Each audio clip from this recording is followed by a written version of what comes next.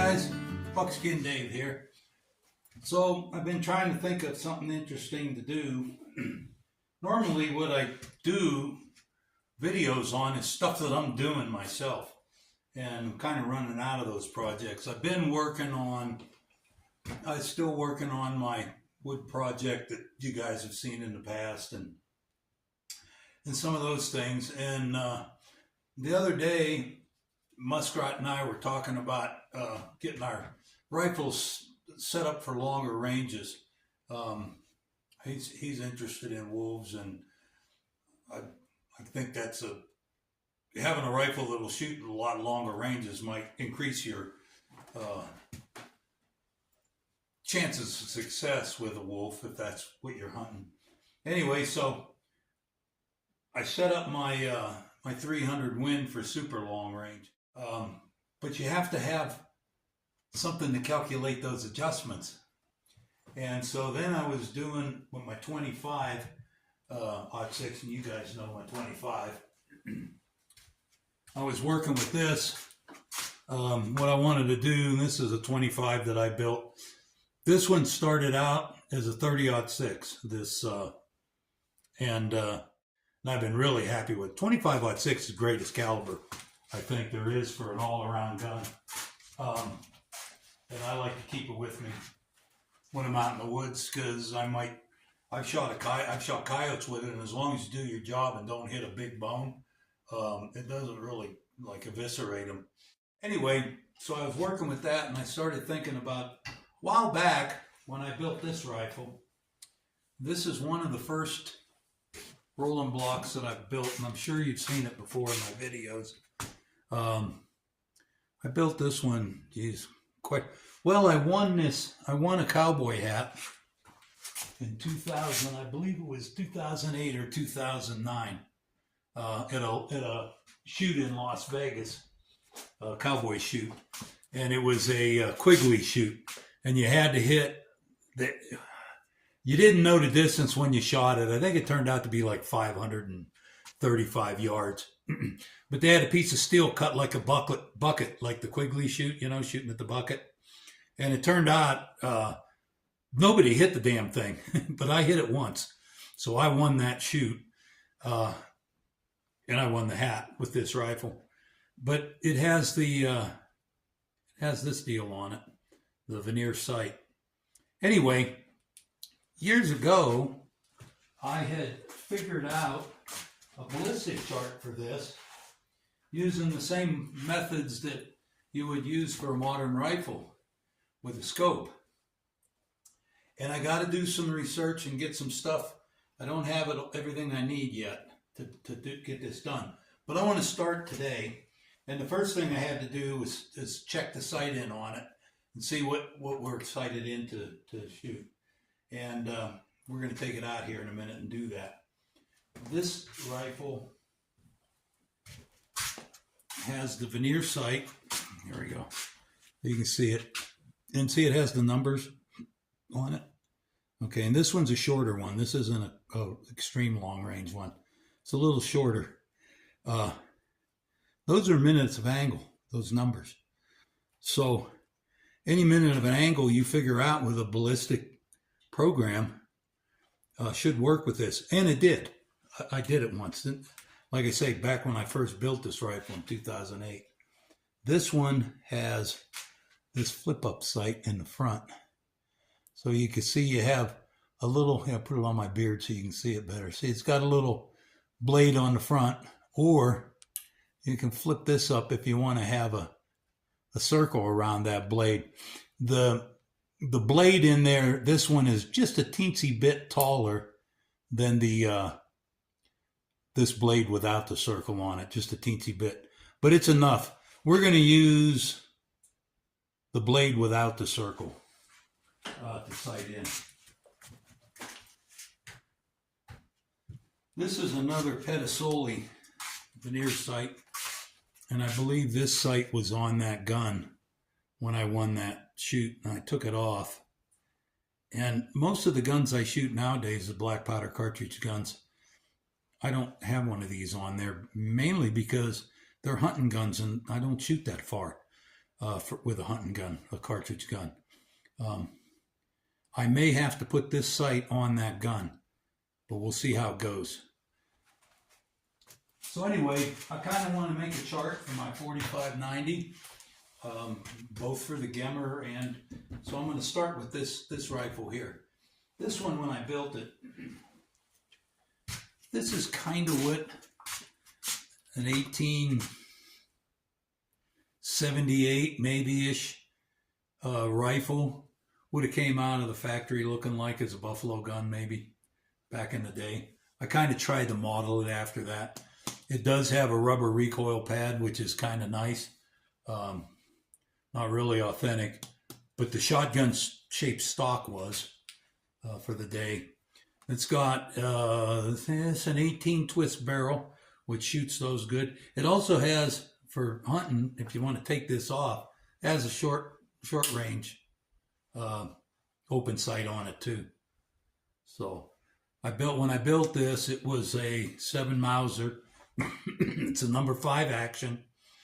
It was an Ecuadorian military Mauser. All the markings, I took all that off, and I dropped this in. At the time, I had a hot bluing set up in the shop. So I took and polished off made a shiny finish, polished off all the case hardening, and I blued it in a hot blue, and it turned out really nice, I thought. Anyway, we're going to use this rifle for this little project. So like I say, it's not going to all happen in this video, but I want to get started. First thing I want to do is shoot this and see where that sight is. We need a standard to start at, whether it's 50 or 100 yards. I'll probably start at 50 yards. Get a cup of coffee, and let's go out and pop a few rounds with this. And we'll go from there, and when we get back here, I'll show you the program that we're going to put it into. Okay, so I'm going to try to, it's actually turned into a pretty good day today. It didn't start out, it's been starting out cold. I've got a piece of steel. This is at 50 yards. And that's the thing is, I've done it before with a 100-yard zero. But you can also set a 50-yard zero on that little computer that's going to figure out our stuff. So I'm going to start with 50 yards and see if I can even hit the steel first. I might have to get a piece of paper out there to really tune this up to this load. I haven't shot this gun as much as I've shot the other ones. So anyway, let's give her a try.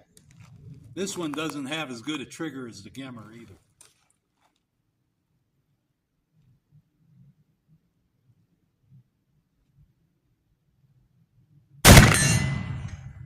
Oh, not bad. Hit center a little to the left.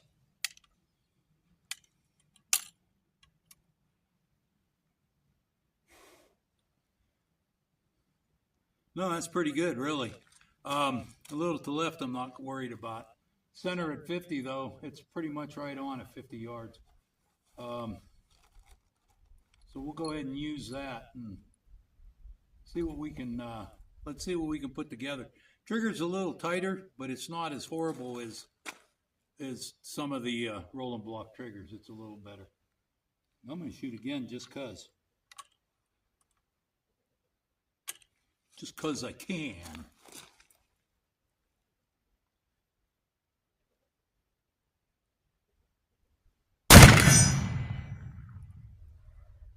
Wow, that splashed right about next to it. Nice.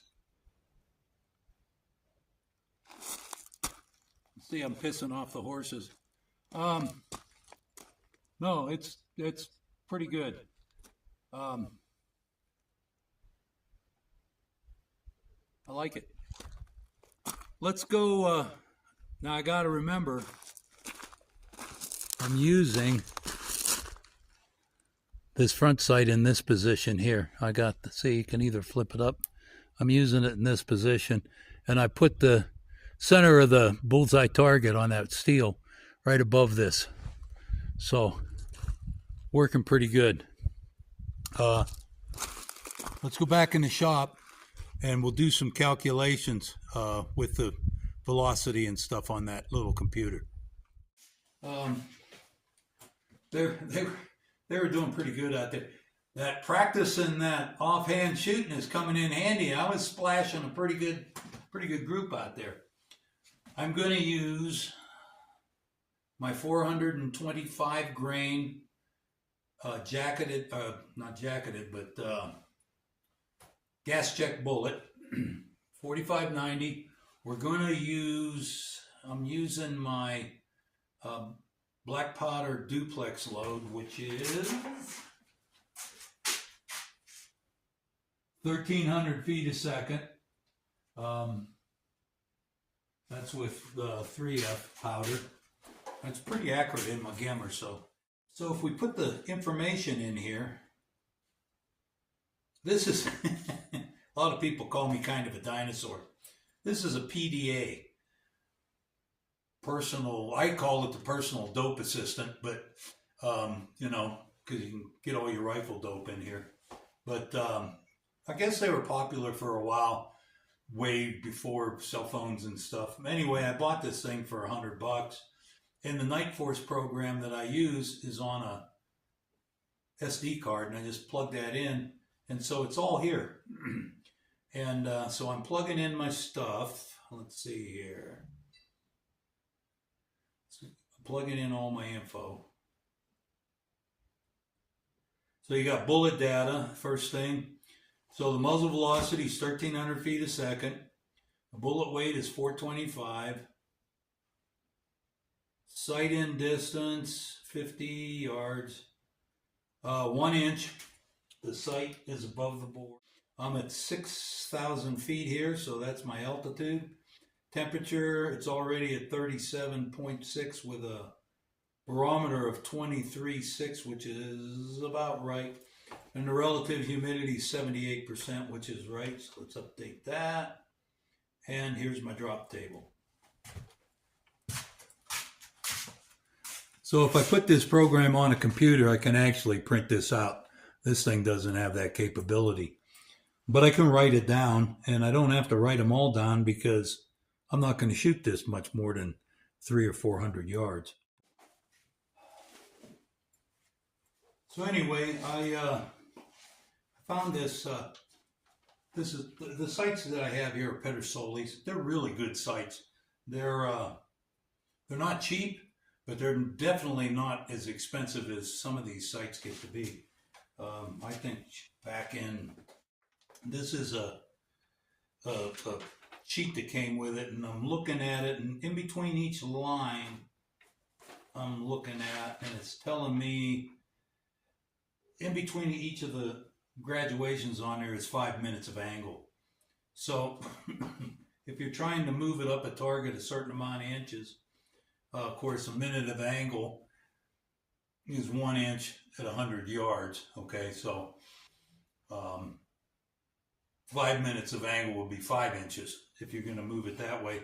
But I'm going to use the minute of angle recommended adjustment here, so I'll be able to adjust it on this site according to what it says those are. And that's what I did back in the day, and it really worked out good. So this isn't going to happen overnight, and it'll go in between weather and stuff. But I know it worked once, because I did it once, and it worked really good. So stick with me, and we'll see how it goes. That's all I got for you. I wanted to get something out. The weather's been terrible. Thanks for the folks that sent me a message seeing how I'm doing. I'm doing just fine. So far, the doc says I'm going to be around a while to pay taxes. So I'll be still here. Yeah, I'm going to try. I'd like to get something that you guys would be interested in, and it's something that I'm doing. I'd like to do that again, so I can, when I'm hunting with these rifles, I can use that. I can make a chart and have it in my pocket or tape it to the stock, so that I can adjust for different angles for a little bit longer shots. So anyway, that's all I got with you. Stick with me. I'll come up with some interesting stuff, and we'll have some fun. So anyway, I'm Buckskin Dave. Have a great day. That's all I got for you. I'll see you next time.